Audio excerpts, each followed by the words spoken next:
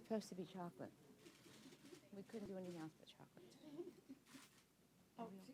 I'm looking at the cake. John, come in too. Okay.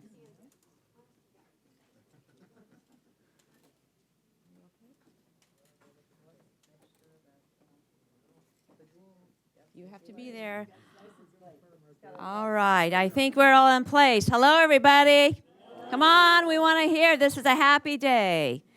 Thank you all for being here. Welcome. I'm Doris Matsui. I'm co-chair of the Seniors Task Force, along with Jan Schakowsky, who will be up here shortly. It is so wonderful to see all of you here today to celebrate this big day. We have a lot to celebrate. As you know, this is a big year for Medicare and Medicaid. We are celebrating the big 5-0. Huge, right? This is the golden anniversary for these two wonderful programs that provide health care for our nation's seniors, people with disabilities, moms and families. Without Medicare and Medicaid, and without the Affordable Care Act, which expanded and strengthened them, millions of Americans would not have access to routine screenings and preventive care, prenatal and maternity care, long-term services and supports, or the care they need when they get ill. Our celebration today is part of a month of celebrations. It's a coordinated month of action led by the Democratic Caucus and its Democratic Seniors Task Force to recognize these anniversaries and provide an echo chamber throughout D.C., throughout the country, and maybe even perhaps over the world. But these are the critical anniversaries of the Older Americans Act, Medicare, Medicaid, and Social Security. We have held events here in D.C., in our districts. We've introduced resolutions to show our support for these programs. We've done Twitter storms and social media. We made our voices heard whenever we can. We need to be louder and louder. We want this echo to go all the way across the country, to go forward, backward, all over the place. I want to thank my colleagues who are here today and all of them who are constantly been working with us in their districts to make sure that they take action and they know their constituents know that we take action because we care about these programs. These programs provide a social and humane fabric in this country. It makes us different from other countries and the rest of the world. It kind of is a social compact between generations. We want to make sure that this social compact endures, not only for now, but for future generations. Now, it is my pleasure to introduce a woman who needs no introduction, but I will still introduce her because she's very special to all of us here in this House, in this Congress, and throughout this country. As Speaker of the House, her leadership was instrumental in many ways, passing major legislation. But the one I'm thinking about today is her leadership in crafting and passing the Affordable Care Act, ushering in, yes, ushering in affordable, reliable health care for all Americans, and also during that process, strengthening our important programs of Medicare and Medicaid. You know, as our leader, she takes the time to listen to her members, forge consensus, and then fight with everything she has. It's truly incredible to fight to get the job done. And she continues to lead the fight in our efforts to preserve and strengthen Medicare and Medicaid. This is for the generations. So I'm really pleased right now to present to you this woman, our friend, Nancy Pelosi.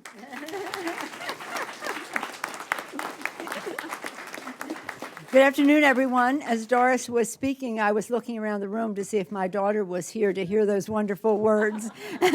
I don't think she is, but thank you nonetheless. Thank you all. Thank you, Doris, Matsui, and Jan Schakowsky, for your great leadership as co-chairs of the Task Force on Seniors, the task force of the House Democratic Caucus. I'm honored to be here with them, to be here with Rich Fiesta from the Alliance for Retired Americans, Max Richmond, President of the National Committee to Preserve Social Security and Medicare, and we are all very honored to be here with our very special guests, Susan Taylor, member of the Alliance for Retired Americans, and Bruce Smith, member of the National Committee to Preserve Social Security and Medicare. They are our special guests today, as are each and every one of you. So thank you. Thank you for what you do.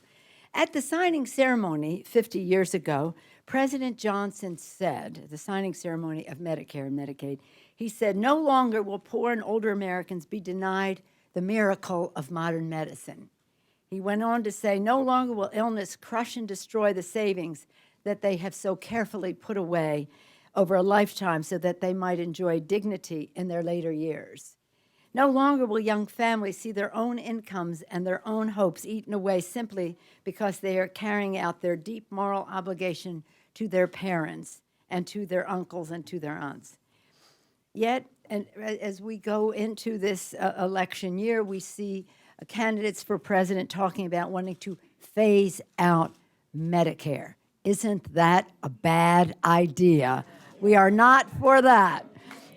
We must not allow the promise of Medicare and Medicaid to be undermined or be betrayed. We must strengthen, not cut or voucher or block grant these essential pillars of America's health and economic security. Our improvements in Medicare have saved over 300,000 more lives in 2013 compared to 1999. Saved over 300,000 lives in a period of 14 years. It's quite remarkable. And as has been mentioned, and I appreciate the mention of ACA, the Affordable Care Act, and I accept the compliment that was extended by Doris Matsui on behalf of all of my House Democrats and Democrats in the Senate as well, who had the courage to support and fight for the Affordable Care Act. We see it as another pillar, along with Social Security, Medicare and Medicaid, Affordable Care Act. And as has been mentioned by Doris, we extended the life of the Medicare Trust until 2030, 13 years longer than was projected in 2009 before the ACA was passed. And with the recent SGR, which we did in a bipartisan fashion, with the reforms with our bipartisan permanent fix to SGR, we've ensured that seniors will have access to the doctors and health care they need for years to come. Remember, when they did Social Security, they were hoping to do health care. They just couldn't get there until it was a number of years later. And anyway, at the time that Medicare was passed, a gentleman who is with us today was in the chair. He had the gavel, and that was appropriate. He was a young member of Congress, still is, but was then also, and he was carrying on the tradition, the great tradition of his father, Congressman Dingell, Chairman Dingell. And then when he came to Congress, he continued that tradition and that desire, that prospect in the 30s of affordable care and Medicare, health care for seniors. The dream came true, and John Dingell gavelled down Medicare. Isn't that fabulous? Each congressional term he served, beginning in 1955, he introduced legislation to secure affordable health care for all Americans. In 1965, as I said, he held the gavel in his hand as Medicare became the law. Do you happen to have that gavel with you today? He brought it to us.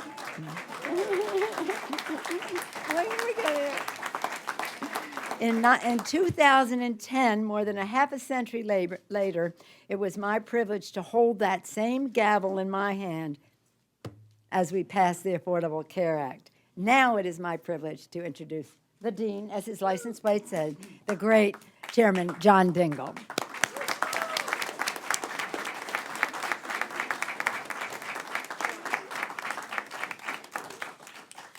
There's some wonderful names on here, signed by the Speaker, John McCormick. Yes, indeed.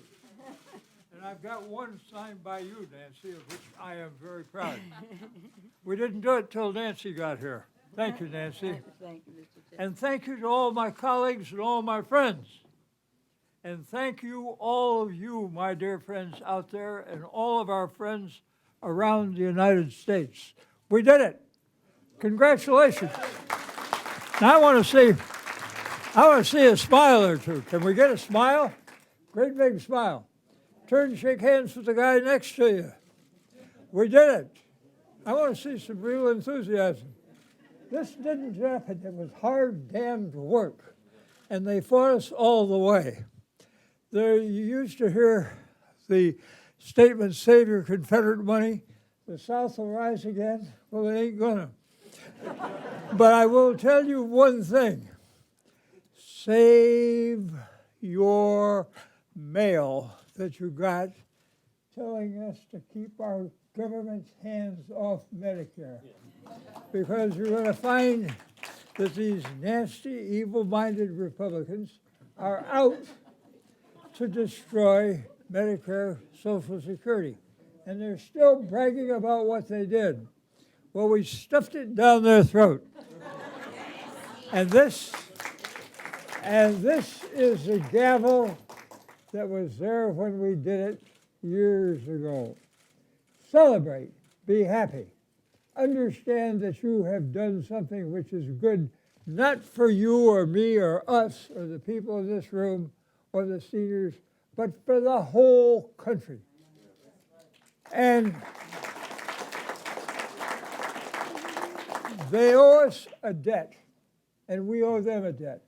My dad learned about the need for this when they sent him west to die of tuberculosis at 20 after he'd been fired for union activity. We don't want that in the United States. We want Americans to know that they can live with and have health care with dignity. And we want our people to not go into bankruptcy because of health care. We don't want our seniors to confront that. Well, you'll notice I'm riding this machine here because the legs don't work, and a lot of you know about this. The harsh fact of the matter is, I'm proud of what you did. I'm proud of what other Americans did. And we're going to stop the damn lying, and they're trying to figure out how they're going to have something go about taking care of our seniors. They're going to take away the protection that you have against pre-existing conditions and all kinds of things. We're not going to let them do it, are we? No. All right, so congratulations to my colleagues, all of them, especially our speaker and especially our two chairmen of the event today. I'm also proud of what the lovely Deborah has done. I'm proud of you.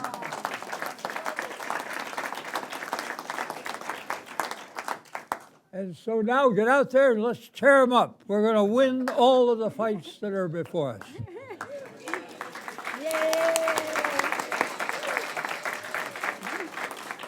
Think of the history. He gavelled down the vote to pass Medicare, and we used the same gavel to pass the Affordable Care Act. Thank you, Mr. Dingell. By the way, when I first came to Congress, I met Mr. Dingell, and he said, our fathers served together. They were New Deal congressmen together. So And now, great friends. And now Deborah carries on all of the traditions of so many of us. So in any event, this is a very, very strong connection, and this gavel tells it all. And now the person who's continuing the fight, Mr. Dingell, is the co-chair of the Task Force on Seniors, Jan Schakowsky. Come on, Jan. Thank you.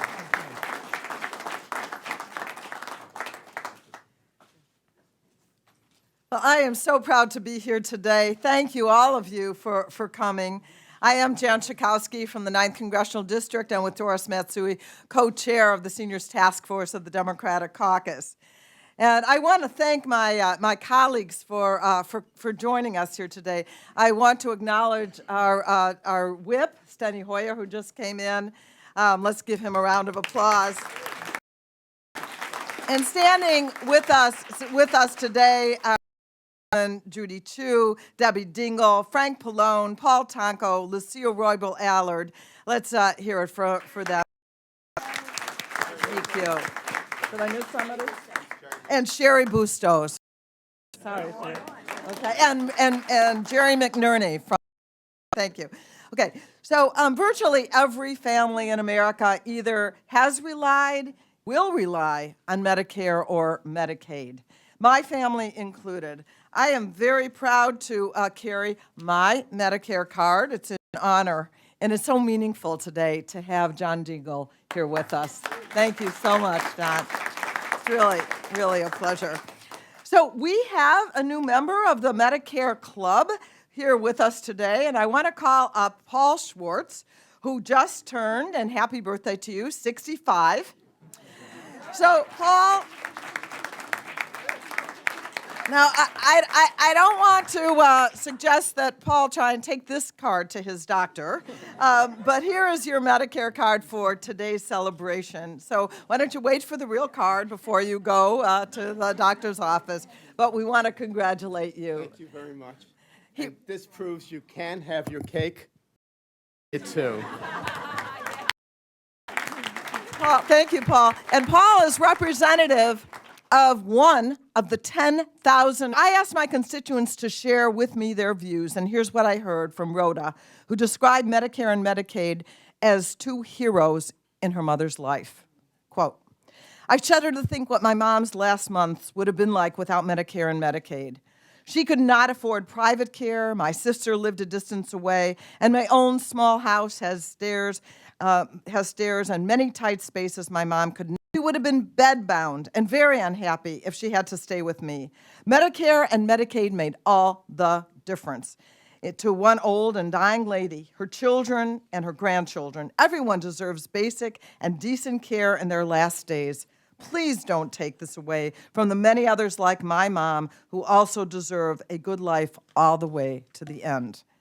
So are we going to let anyone take Medicare and Medicaid away from our families? No. Are we going to let Republicans cut Medicare and Medicaid benefits? No. Are we going to let them turn Medicare into a voucher program? No. Or raise the age of eligibility? Or are we going to improve Medicare and Medicaid, adding hearing, and Debbie Dingell has a bill to add hearing aids to Medicare benefits, and yeah, I heard almost a clap. Let's do it. And thank you, Debbie, because I have one in each ear. And vision and dental care and more home and community-based care. Are we going to improve Medicare and Medicaid in those ways? Yes. So John Dingell got Medicare and Medicaid passed, and it's our job now, and we owe it to him to keep them strong for our children and their children. So let's party today and keep working tomorrow. And now it is my great pleasure, if he's here, is Javier. Did he arrive yet? No? Okay, then we're going to go on. And now it is my great pleasure to introduce Richard Fiesta, who is head of the Alliance for Retired Americans, an enormous power in fighting for the things that senior care for. Rich?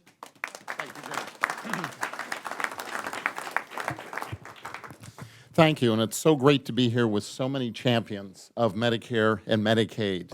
Old ones, newer ones, but most important, constant ones who have been with us for 50 years. It's hard to believe that tomorrow President Johnson went to the Truman Library in Independence, Missouri to sign the Medicare law and to give the very first card to former President Truman, who had been with that fight with Mr. Dingell's father for so many years.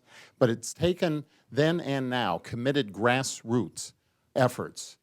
Medicare just didn't come up overnight like a mushroom. It was a 10-year, very difficult fight with very powerful forces beside it and behind it, fighting it every day. But it was the grassroots power of seniors fighting for it, making visits to their members of Congress, showing up at the polls in 1964 to make it happen. So we here today, we're the inheritors of that tradition, and we have to keep it strong and keep fighting for it. Just think, I mean, over 100 million Americans have been on Medicare in the last 50 years. Incredible, and growing even more. How many of their lives have gotten better? So today we're bringing one of our Alliance members to tell her about her experience. Susan Taylor is emblematic of those over 100 million Americans who have been on Medicare. Thank you.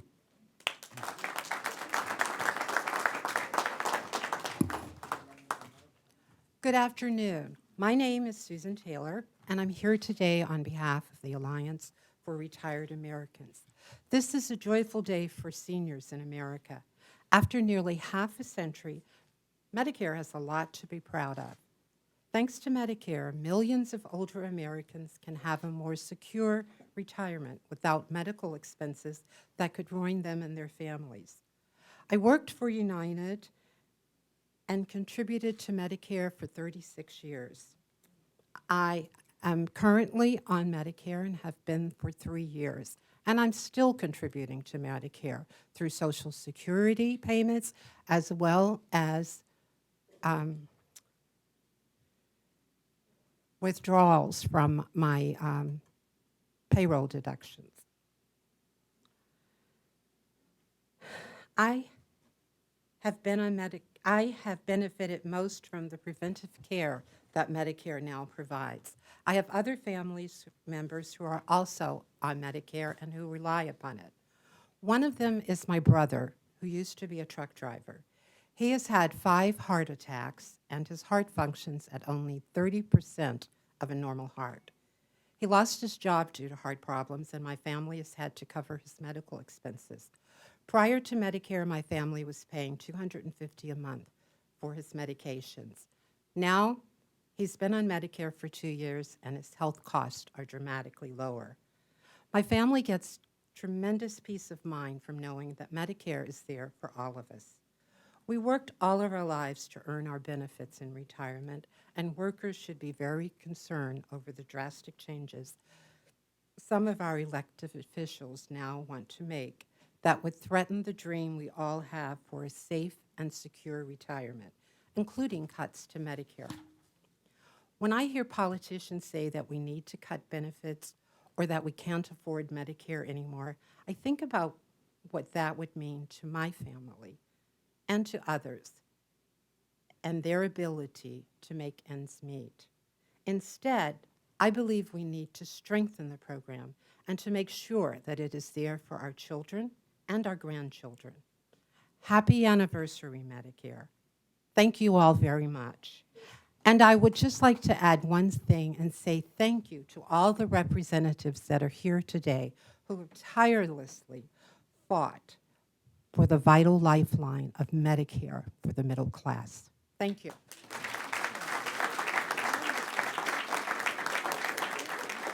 And now it is my pleasure to introduce the chairman of the Democratic Caucus, a great fighter for Medicare, Medicaid, and Social Security, and one of the mainstays of the Seniors Task Force, Chairman Xavier Becerra.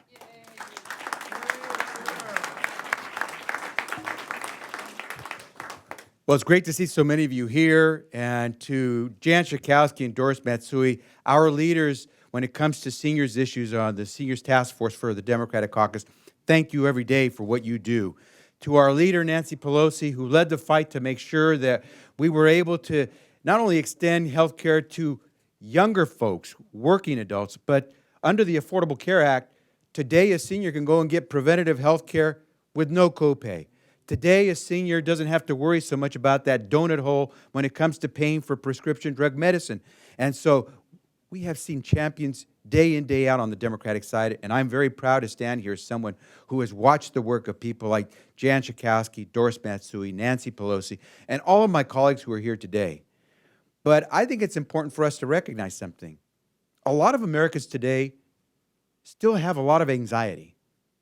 You know, will your kids, your grandkids be able to buy that first home, send their kids to college, and hopefully have the enjoyment of a secure retirement? Those are the kinds of questions that more and more we're all asking each other. Well, think back 50 years ago and ask that question. Anyone here who's a senior, if you're one of the 54 million Americans today who has Medicare, then think back 50 years ago when there was no Medicare. 1 of every 2 seniors in America lived in poverty back then and had no health insurance that they could afford.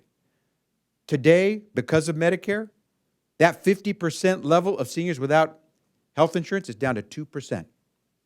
2%. 2%. And so we have anxiety today because we want to see all our fellow Americans get back to work and be able to afford that college tuition for their kids and know that we're going to be able to have a secure retirement. But we have to compare to where we are. And we cannot just take for granted that 54 million Americans receive Medicare and that millions more count on Medicaid to help them, whether it's their home health care or just to make sure they can buy those prescription drugs. And so it's up to us in these times when a lot of Americans feel insecure to tell them, you can be secure about one thing. There are members of Congress who will fight to the end to make sure we improve Medicare, not cut it, that we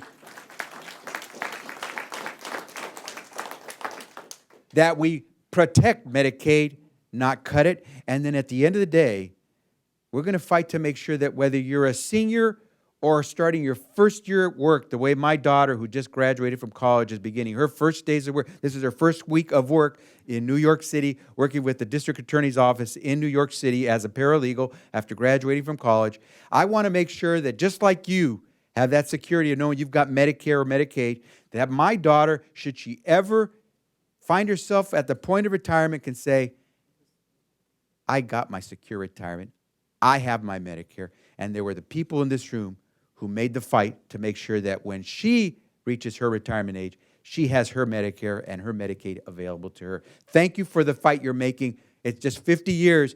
Medicare's still very young. We got a lot of fighting to do to make sure it's around for all the next generations to come. And thanks to someone like John Dingell, who can tell us from plain experience what it means to fight for things like Medicare. Those are our champions. Thank you all very much. I want to acknowledge Jackie Spear, who came, who is also a great fighter for seniors. Jackie Spear from California. And now it is my honor to introduce the vice chair of the Democratic Caucus, someone who has made fighting for retirement security a priority, and that is from New York, Joe Crowley. Thank you, Jan. I will be very brief. I want to, first of all, thank John Dingell for his presence here today, a man who was there with vision 50 years ago and 50 years still on, has great vision.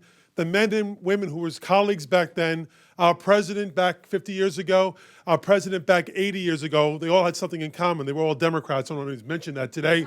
And both houses were democratically controlled. These were big ideas put forward by the Democratic Party. We are the party of big ideas in the past and the future. The Affordable Care Act, the woman behind me, Nancy Pelosi, would not be the law of the land today without her vision, without the support of the vision of the Democratic Caucus that you see before you here today.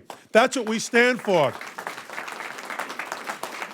And we're going to continue to work on big ideas for our country because we're a big country. We need big ideas. I would just say this. We wish all these programs happy birthday. But if you could give them something, if you could give the program something, we all might think of what we could give them. I'll tell you something I would give them, and I will give them. I will give them a different way of talking about them. Entitlements have gotten a bad name, a bad rap. We hear entitlements talked in the same way about other things. And entitlements are things we're entitled to, things that we contributed to. Where would we be today without Social Security? I would suggest that many in this room wouldn't physically be here without Social Security and without the Medicare system. We have to start to talk about it in a different way and not allow others to disparage these programs, because that's what they're doing today, suggesting that they haven't worked or they're not working. That is, you know what it is. And at the end of the day, it's our all our collective responsibility to stand up for this birthday, for birthdays to come, to make sure that these programs, these entitlement programs, are here to stay and for the future of our country. Thank you for celebrating this wonderful birthday. And a lot of us call them earned benefits because you paid for them, didn't you? Yeah. And now it is my honor to introduce another fighter, someone who is the president of the National Committee to Preserve Social Security and Medicare, and that is our great friend and advocate, Max Richman. Thank you. Thank you very much. Thank you, Leader Pelosi, and the co-chairs of the caucus, Congresswoman Schakowsky, Matsui, for inviting me and the National Committee to be here. Thank you, yellow T-shirts. It's good that you're here to celebrate something. We usually get together to fight something bad that's about to happen, so I'm glad we could be here with you to celebrate. So for 50 years, the health and economic well-being of seniors has been protected by these programs, which along with Social Security have saved families from poverty, have saved lives, and provided long-term care when no other source was available. These programs, along with the Older Americans Act, have provided independence and dignity to our loved ones, to our friends, to our neighbors, our families. And it's important that we protect them. Our millions of members and supporters, some of you are here today, tell us every day how important it is that we protect these programs. If it weren't for the leadership of these members, I worry that instead of celebrating a birthday, we might be attending a memorial service for Medicare, if it weren't for these friends that are here behind me. Look at what has just happened in the last couple of years. Look back 20 years ago. You remember all that talk about Medicare withering on the vine? Withering on the vine? You remember the plans that have been come out of the House many times to turn Medicare into a voucher program. We call it coupon care. Here, you get a coupon, go out and find some insurance. Fortunately, that did not happen. Just last week, and I think Leader Pelosi mentioned this, a leading candidate for president talked about phasing out Medicare. What does that mean, phasing out Medicare? And I'm sorry to say that just yesterday, the governor of New Jersey, at a town hall meeting, you may have seen this, he talked about how people have suggested to him that he not touch the third rail of politics, Social Security and Medicare. He said he was not only going to touch them, he was going to hug them. That is a scary proposition. Think about it. I call it the suffocating strategy, Congressman Crowley. You know, I remember at the end of President Clinton's second term, he talked, maybe you remember it, he talked about building a bridge to the 21st century, right? All of these proposals that I've mentioned have in common one thing. They're about building a bridge to the 19th century. And a sign at the entrance to that bridge will say, "You're on your own and good luck." And I'm not even sure about the good luck part. The good news is the efforts to undermine Medicare, Medicaid, Social Security have failed so far because we have champions like the representatives of the House of Representatives behind me. And although we continue to be vigilant, we're very aware of the need to improve these programs. Congresswoman Dingell and Schakowsky have introduced a bill to add hearing coverage to Medicare. Wouldn't that be great? And we need to do even more with dental and vision. We need to allow Medicare to negotiate the best price for prescription drugs under Part D. That makes sense. So I am very happy to be here, and I'm very honored to introduce a dedicated member of the National Committee. He shows up whenever we call on him. Bruce Smith from Woodbridge, Virginia. He's going to share a personal story, his personal story with Medicare and Medicaid. Bruce?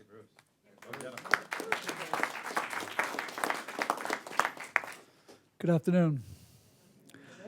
How important are Medicare and Medicaid to our families, and not just to senior citizens? Our daughter in North Carolina is married to an Iraq War veteran who, like thousands of other vets, has been given near but not quite 100% disability due to what is now called post-traumatic stress disorder. He suffered at least 6 concussions, which resulted in traumatic brain injury when his tank was hit in battle in Iraq. Developing a small business, he is eligible for veterans benefits, but not his family. So last year, our daughter, staying home to care for 2 preschoolers, had no health insurance because they still made too much money to qualify for Medicaid. However, her children were able to receive Medicaid benefits for immunizations and other needed well child as well as sick child care. Now that the business is making some money, they can again afford private insurance for which they receive no tax credits or subsidy. But for more than a year, Vets benefits for him and Medicaid for the kids was all they had.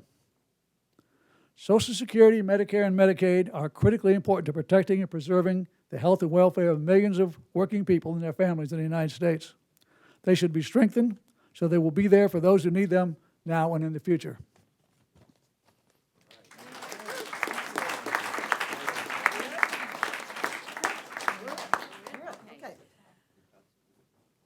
All right. It. Okay.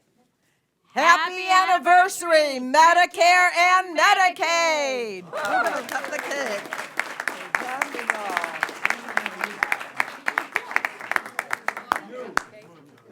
All right, everybody gather around us. Yeah, we're going to sing.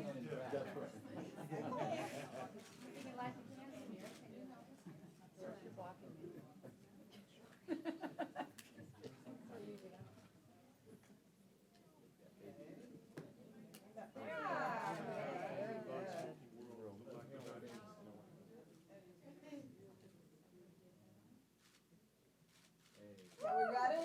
Happy birthday to you. Happy birthday to you. Happy birthday, dear Medicaid. Happy birthday to you. Beautiful.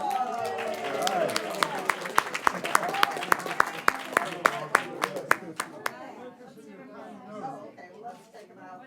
This is how Nancy Pelosi goes. I can't look like that. Make a wish. We got to make a wish for longevity. Exactly.